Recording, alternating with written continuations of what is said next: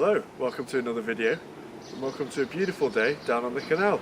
Now, I have really been neglecting my pike fishing this year because obviously we have to stay local. I've been thinking, where can I go to get a pike, and this is the only venue that I can really call local that I might have a chance at a pike at. So I've come down here. I've only ever caught jacks here before, but you never know. And what I plan to do is to do some roving with dead baits, but unfortunately most of the canal right now is frozen, which is the problem with winter piking. So I've come into this sort of tree-lined foresty bit of the canal, and hopefully this stretch, it's a couple of degrees warmer, the stick's falling in, it's managed to stay not iced. So I'm probably still going to do a bit of roving along the stretch that I can do, but I'm not going to cover as much ground as I can. I've got the dead bait rods out behind me, which is why I keep looking around, and I've got a little lure rod to flick around as well, so hopefully it'll produce something.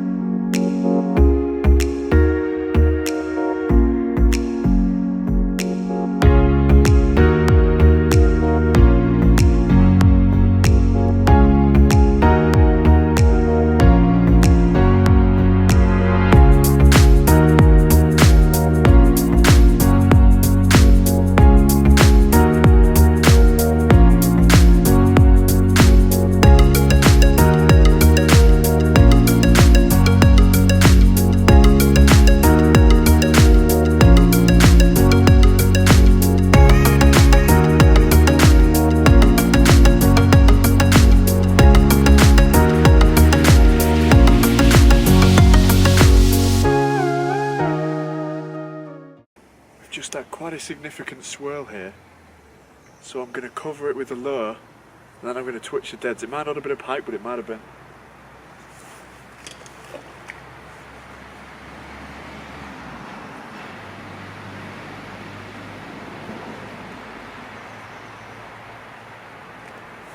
I've just seen a V go flying into this bank in front of me.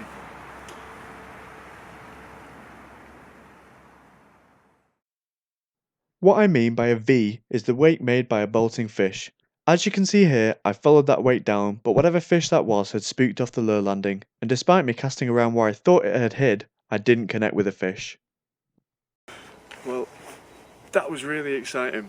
What happened, obviously I instantly went giddy and probably didn't record it very well.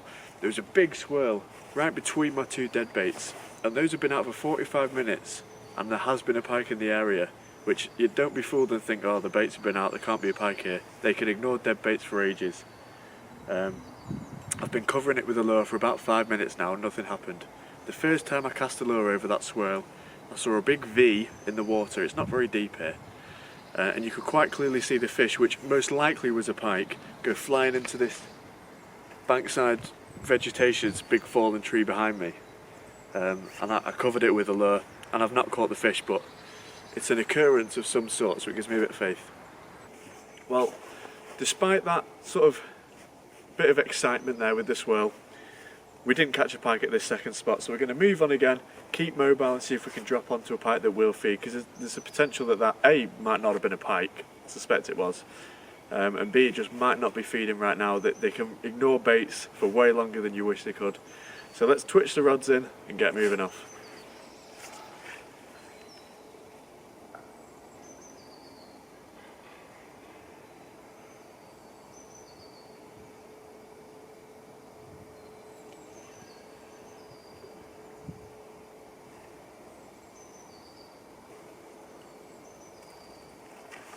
So this is the next location. As you can see, this fallen tree behind me, that's an obvious feature to hold pike. So I'm going to put one deadbait rod either side of that, and hopefully I can draw one out. Obviously, situations like this, as soon as the float starts inching towards that tree, you need to instantly be on and hauling it out of that snag. But that'll be a nice problem to have, because it'll mean we've got a take. So as you can see, I've got one rod right there, and I've put the other one just there on the edge. Now you'll notice I've not gone as tight to the snags as I could have done. It's just because you want to give yourself that little bit of grace if you do get a take, to have a chance at getting that pike out of there, because you do not want to tether a pike to a snag with the trebles. It was then time for another move.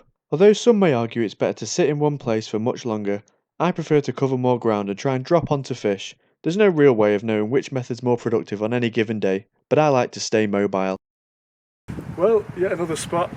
There is a lot of movement involved with roving, so you often have to fish a lot of spots before we'll get a fish, unfortunately. So sorry if it's getting a bit tedious, but hopefully we'll get one soon. We've got a little copse of sort of trees sticking out behind me. That's where I'm going to put one rod, and then it's relatively featureless that side, but I'm going to put another rod right down in that middle in the boat channel. If I just spin the camera a little bit, you'll be able to see we're just getting to the start of the boats, and that, I don't know if you can see on the camera, is where the ice is. So this might be as far this way as we can go, but I'm going to explore a little bit further just in case. Sometimes the big basins where the boats turn round, more wind can sort of get up in them, and a bit of a ripple can get up, so they often don't ice over as much as the rest of the canal. So we'll give that a go. I then moved on to try the basins, and on the way I tried to enjoy and film some of the canal wildlife, which I'll put in here. It's really important to enjoy just being out in nature, especially in times like these.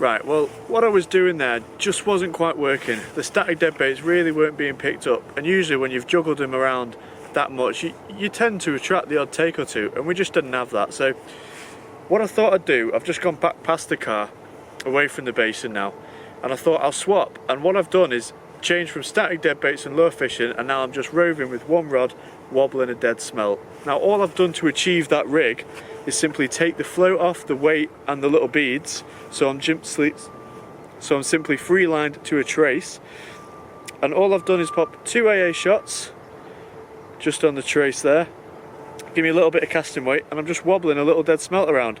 Dead easy changeover to make, and that should hopefully pick us up a fish. I'm just trying to do what other people aren't doing. This is a very heavily fished bit of canal, as I've said, because everyone's in the same boat. We can't really get anywhere, so what we can get is here. And I'm just going to try and winkle that fish out with the last few hours of daylight I've got left, so let's give that a go.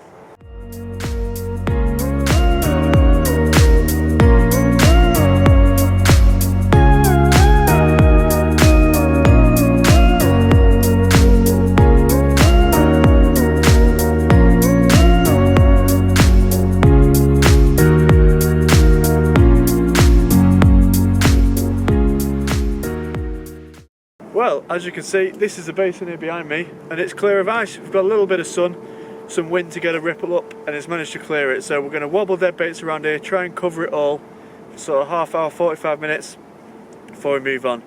I have just lost a fish. A really small pike of about a pound came flying up underneath the smelt on one of my first casts. It felt the hooks enough to sort of like, it was on for a second and then it was off again, so what can you do? But he certainly didn't come back, so let's see if we can pick one up out of this basin. Well, I have got a fish. I've just picked up the first fish of the day, but it's not quite what I expected. I'll show it you now. Not quite what you expect to catch on a wobbled dead smelt. I've just hooked this guy, foul hooked him right in the top of the dorsal fin.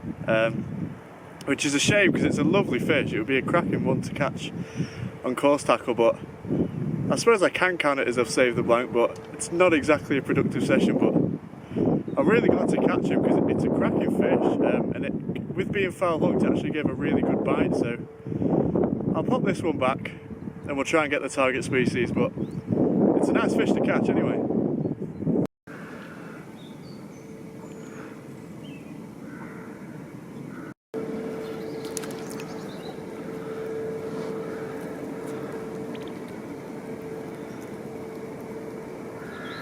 So, just a little tip about how to fish these wobbled dead smelt, because you may not know, this is just how I do it. So, first of all, you just want in a gentle flick. Smelt stay on the hook really well, and you can cover quite a lot of ground on the cast with those AA shots on, so you don't need to be hoofing it around. And the splash it makes when it goes in, nice big splash. I'm not worried at all about the splash that it makes. A lot of people think that can be detrimental. I certainly don't. And then all you want to do is just twitch it and let it lie. Twitch, and you work it way slower than you would most lures. It'd be awesome if I got to take on camera now, but I doubt I'd be that lucky. And you're just looking to make it spiral up and then flutter back down, and spiral up and flutter back down. And that, I think, is the most attractive way of presenting these wobbled smelt. Certainly works well for bream.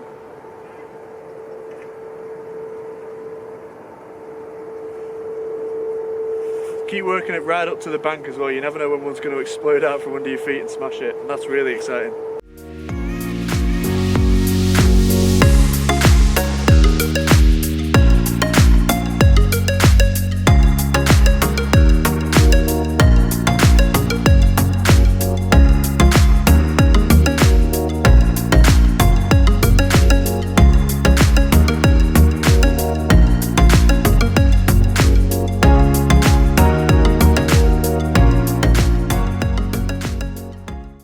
Well, I'm really sorry I didn't get the fight, but I'm going to tell you the truth.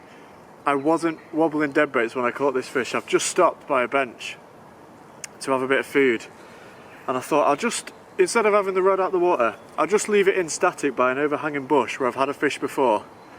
And the bite indication was absolutely fine because the line sat right on top of the water. Anything that happened with the line I was able to see, and no sooner had I sat down, the line started pulling tight. I could see the rod top start knocking, and I left it on the free spool, and well, as I say, I didn't get the fight, but I struck into the fish, and I'll show you him now.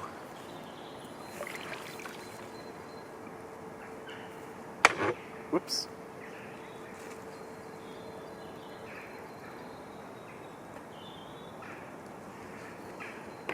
There we go. You can't see, but there is a mat underneath me. There's our pike. Fantastic stuff. About, I think, between 3 and 4 pound. But I'm really happy because this one did not come easy. This took a lot of catching. You'll notice this one is pretty much all his bars have turned into spots. And that tells me this is most likely a male fish, because the spots are the adult markings. If a fish of this size still had the juvenile stripes on, it would potentially be a female. But I suspect this fish is a male. But I'm just glad, even though it's a jack, I'm just really glad because it's kind of saved the blank. Couldn't really count a bream, so I'm really glad we've got one. I'll just show you the other side of the fish because it's actually a really nicely marked one. There we go.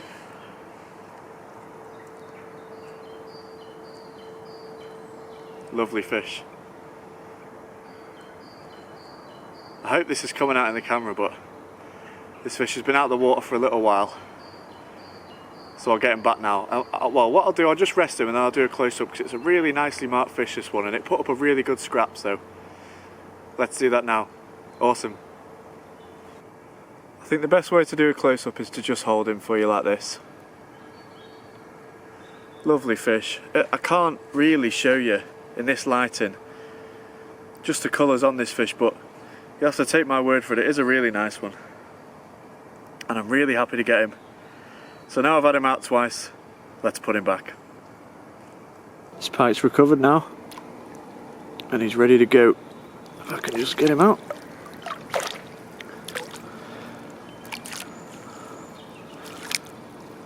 There he goes. Great stuff. Well, I'm going to do the outro now because we're running out of light and this camera struggles a bit. But I have really enjoyed today's session. Cards on the table. I've put 3 sessions in trying to make this video, and the first 2 I just blanked, so I just couldn't use anything because it is really hard to... I've never had an easy day down here. Even today it's still been hard, but we've managed to winkle out a fish, which I'm really happy about. And we also chopped and changed the tactics, and I think that really helped get the fish, and that's what I like to show you. Be adaptable, make sure you can sort of stay on the fish or find a fish, was the case today. Yeah, surprise bream and a nice jack pike. I can't complain at that. I hope you've enjoyed watching this video, even though it was quite a hard day. Thank you very much if you have watched this far, and I hope you watch the next one. Take it easy.